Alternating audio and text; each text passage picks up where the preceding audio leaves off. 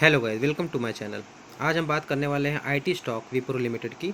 Wipro limited के बारे में बात करने से पहले ये समझते हैं कि विप्रो करता क्या है, इसके फंडामेंटल्स कैसे हैं, इसके टेक्निकल्स कैसे हैं और मैं इसके लिए बायर क्यों हूँ वो भी हम डिस्कस करेंगे। तो विप्रो लिमिटेड जो है, जैसे सभी जानते हैं, बहुत ही बड़ी कंपनी है। Technology consulting IT services industries में सर्विसेज प्रोवाइड करती है डिफरेंट डिफरेंट क्लाइंट्स को all over the world. Fourth largest Indian player है आईटी सर्विस इंडस्ट्री में, बिहाइंड टीसीएस, इन्फोसिस और एचसीएल टेक्नोलॉजीज। तो काफ़ी बड़ी कंपनी है। अगर की पॉइंट्स की बात करें तो इस कंपनी की जो ऑफ़र्स हैं, सर्विसेज जो ऑफ़र्स हैं, वो प्रोवाइड करती हैं आइडियाज़ में, रिसर्च एंड डेवलपमेंट में, कोर में। और इनका जो रेवेन्यू ब्रेकअप है, तो सेक्टर वाइज जो आता है वो बीएफएसआई से 31% है। बीएफएसआई मतलब बैंकिंग फाइनेंशियल सेक्टर, और कंज्यूमर से 16%, हेल्थ से 14%, टेक्नोलॉजी से 13%, लाइक वाइज। और इनका जो मार्केट यूनिट्स जो एक्सपोज्ड है वो है अमेरिका, यूरोप, एपीएमिया एंड इनके जो आईटी प्रोडक्ट सेगमेंट्स हैं वो technology, manufacturing, defence, utilities, education, financial, हर जगह पे एक्सपोज्ड हैं। मतलब इनके जो बिज़नेस है, काफ़ी बड़ा बिज़नेस है। और इनका जो मार्केट कैपिटलाइजेशन है, अगर आप लोग देखो तो बहुत ही बड़ा कैपिटलाइजेशन है। लार्ज कैप कंपनी है। कई बार इन्होंने बोनस दिया, कई बार स्प्लिट दिया। बहुत बहुत बहुत ही प्रॉफिटेबल कंपनी है। बहुत ही अच्छे इन्होंने रिटर्न्स बना के दिए इन्वेस्टर्स को। करंट प्राइस जो चल रहा है 415 का, हाई मारा था 445 का और लो है 352। ये 52 वीक लो और हाई की बात हो रही है। स्टॉक पीई जो है 19.6 का है। इंडस्ट्री पीई देख लेते हैं कैसी है। इंडस्ट्री पीई 27, मतलब सस्ते वैल्यूएशंस पे है। कंपनी बहुत अच्छी है। बुक वैल्यू 142 का, डिविडेंड भी देती है। आरओसी ही अच्छा है 17 और 15 का। डेट ना के बराबर, डेट ना के बराबर है, जो कि बहुत अच्छी बात है। अब इनकी क्वार्टरली रिजल्ट्स की बात करें तो, अगर क्वार्टरली रिजल्ट्स की बात करें तो सेल्स में देखिए, सेल्स कंटिन्यू बढ़ता जा रहा है। 22,000 करोड़ हुआ। ऑपरेटिंग प्रॉफिट मार्जिन 18% है। इस I mean last last quarter में 19% था। थोड़ा मार्केट इंटरनेशनल सेंटीमेंट की वजह से आईटी सेक्टर पे बहुत ज़्यादा डेंट पड़ा हुआ है। तो उसका रीज़न भी यही है, क्योंकि जिस तरह से यूएस में डेट क्राइसिस चल रहा है, और उस डेट क्राइसिस की US dollar dollar specially dollar index, तो उसकी वजह से काफ़ी प्रॉब्लम्स आई है टेक्नोलॉजी कंपनीज़ में। चाहे वो एचसीएल हो, चाहे इन्फोसिस हो, सबके रिजल्ट ख़राब आए हैं। ऐसा नहीं कि खाली विप्रो के ख़राब आए हैं, बट ख़राब उतने भी ख़राब नहीं है कि कंपनी बेकार हो जाए। हाँ, थोड़ा सा टेम्पररी डेंट पड़ा हुआ है पर्टिकुलर क्वार्टर में। हो सकता है अगले क्वार्टर या नेक्स्ट टू नेक्स्ट क्वार्टर में बहुत अच्छा हो जाए। तो अगर इनका टैक्स नेट प्रॉफिट देखो तो थोड़ा सा कम हुआ है लास्ट क्वार्टर के कंपैरिजन में। अदरवाइज इट्स गुड, 2886 करोड़ का। अगर प्रॉफिट एंड लॉस की बात करें ईयर ऑन ईयर, तो अगर आप देखिए सेल्स हाईएस्ट एवर है। टीटीएम देखिए आप,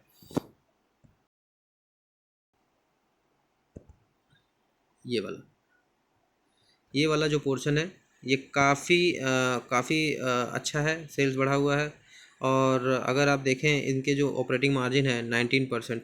इंटरेस्ट बहुत कम पे कर रहे हैं, ये जो इनको इनको इंटरेस्ट मिल रहा है। और अगर आप यहाँ पे नेट प्रॉफिट की बात करें, तो इसका जो ईपीएस है वो 21 रुपीज़ है, आप शेयर अर्निंग पर शेयर। और अगर बैलेंस शीट देखें इनके, से पहले तो नेट प्रॉफिट देख लीजिए 1169। ये देखिए हाईएस्ट एवर है। आई मीन लास्ट क्वार्टर से ज़्यादा है। उससे पहले एक 12,243 का करोड़ का आया था, लेकिन उससे पहले अभी 11,600। तो ईयर ऑन ईयर बेसिस पे कंपनी ने काफ़ी अच्छा किया हुआ है। तो उसमें कोई प्रॉब्लम की बात नहीं है। एक क्वार्टर के बेसिस पे स्टॉक प्राइस गिर जाए तो कोई टेंशन की बात ही नहीं है। हमें तो आंख बंद करके ऐसी कंपनियों को अगर चीप वैल्यूएशन पे मिले तो उठा लेना चाहिए। अगर इनके रिजल्ट्स बात करें, रिजल्ट्स देखिए कितने शानदार हैं। 76,570 बोरोइंग ना के बराबर। जिस तरह की कंपनी है उसके कंपैरिजन में बोरोइंग कुछ भी नहीं है।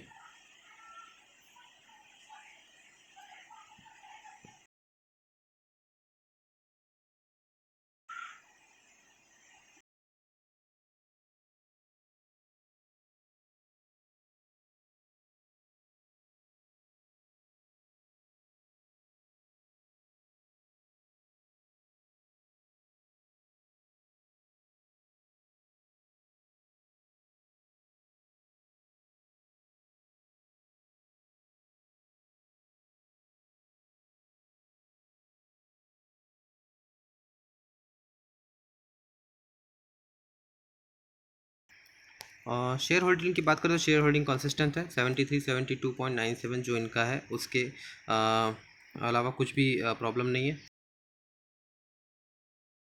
चार्ट्स क्या कहते हैं?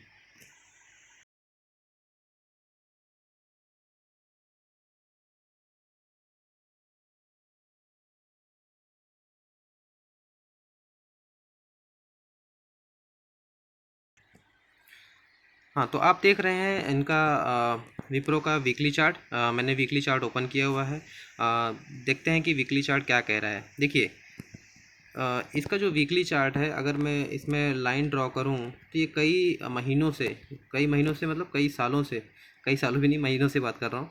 ये महीनों से देखिए एक लेवल पे ये यहीं पे घूम रहा है। ये मैं ड्रॉ कर देता हूँ, इसने यहाँ पे लिया ऐसे, और एक और लाइन ड्रॉ कर देता हूँ ऐसे।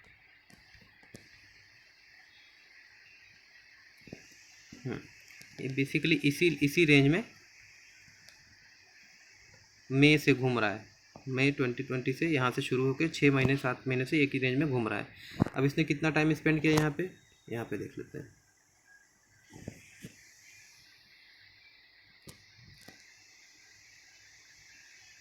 फुल 27 डेज से ये एक ही जगह पे घूम रहा है, मतलब एक साल से भी ज़्यादा का कंसोलिडेशन है, जो कि बहुत ही ह्यूज कंसोलिडेशन है विप्रो जैसे स्टॉक में। अब इसने क्या किया, अभी तक यहाँ से इसने जिगजैग मैनर में ऐसे ऐसे ऐसे ऐसे ऐसे चला, और यहाँ से ये इसने हल्का सा भी ऊपर जाता हुआ दिखाई दे रहा, वो भी वीकली टाइम फ्रेम पे। ये देखिए यहाँ पे दिख रहा होगा अगर आप लोगों को तो तो यहाँ पे हो क्या रहा है कि लंबे टाइम फ्रेम पे एक्यूमुलेशन हुआ, और अब फाइनली जो है वो यहाँ से निकलता हुआ ऐसे ऐसे ऐसे ऐसे जा रहा है, और यहाँ से मुझे लग रहा है कि अब ये धीरे धीरे ऊपर ऐसे निकल जाएगा। ये विप्रो स्टॉक है, धीरे धीरे चलेगा, इतना फास्ट क्विक रिटर्न नहीं मिलने वाला, मतलब पेशेंस चाहिए। बट स्टॉक बहुत अच्छा है, एक काइंड ऑफ जैसे बैंक में एफडी होती है, वो 12 साल में पूरी होती है, ये शायद 1 साल में पूरी हो जाएगी अगर चलना शुरू हो गया तो। अगर सब सेंटीमेंट शुरू हो गया तो ये चलना चालू हो जाएगा। अगर मैं इसकी टारगेट लेवल्स की बात करूँ तो मुझे तो इमीडिएट जो टारगेट दिखाई देते हैं, ठीक है, इमीडिएट जो टारगेट दिखाई देते हैं, एक तो ये वाला है और उसके बाद ऊपर वाला। अगर मैं इसके टारगेट कैलकुलेट करूँ करंट प्राइस से, तो करंट प्राइस में टारगेट जो है वो मेरा 43% है, और अगर लाइफ टाइम हाई की बात करूँ तो वो है अराउंड 69%। ठीक है, 69% का टारगेट अगर 1 साल या 1.5 साल में भी अचीव हो गया और बिना किसी टेंशन के, तो और क्या चाहिए। बहुत ही बेस्ट अपॉर्चुनिटी है मेरे हिसाब से। स्टॉक जो है अब मोमेंटम में है। मुझे लग रहा है कि अब ये मूव हो जाएगा आगे। यहाँ पे वॉल्यूम्स भी अच्छे हैं, और कंपनी जो है क्वार्टर्स भी अच्छे देने लगी है। ये जो कैंडल है ये बोल रही है कि अब मैं चलने के लिए तैयार हूँ। अगर अपॉर्चुनिटी को ग्रैब करना है तो अपने ड्यू डिलिजेंस से कीजिए। मेरा मानना था कि ये ऐसा होगा, और मैंने आपको समझा दिया रीज़न क्या है। बाकी आप अपने हिसाब से कीजिए, ट्रेडिंग कीजिए, कंसल्ट कीजिए, एडवाइज़र से सलाह लीजिए। मेरे बोलने से मत लीजिए, क्योंकि आपका पैसा जाएगा तो मेरा उसमें कंट्रीब्यूशन नहीं होगा, फ़ायदा होगा तो भी नहीं होगा। तो मेरे कहने से खाली समझिए, एनालाइज़ कीजिए मैंने क्या कहा है, फिर उसके बाद अपना अपना ड्यू डिलिजेंस कीजिए कि कैसे होता है।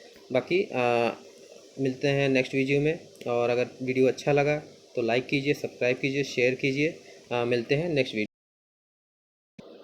तब तक के लिए बाय बाय।